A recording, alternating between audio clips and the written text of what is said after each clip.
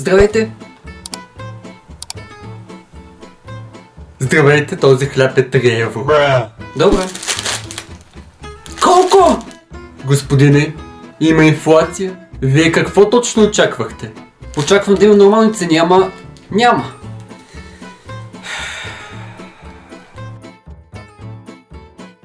Здравейте, да питам, защо този сок пише, че струва 6 евро?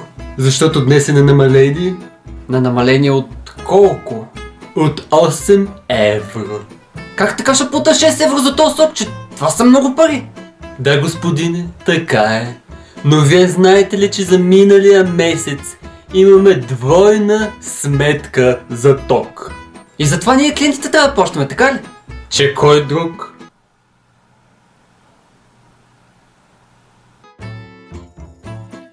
Здравейте, преди няколко дена хляба беше 3 евро, сега е 4. Защо е поскъпнал? Защото трябва да се плащат заплати. Имам чувство, че ако дойде утре всичко ще поскъпне с 1 евро. Не се притеснявайте, няма да е само с 1 евро. Колко ми отива тази коса. Да. Че ми влизат косми постоянно. Здравейте, този хляб е 3 евро. Здравейте, този хляб е 3 евро. Чакай да махна тази пилка. Оле, мале.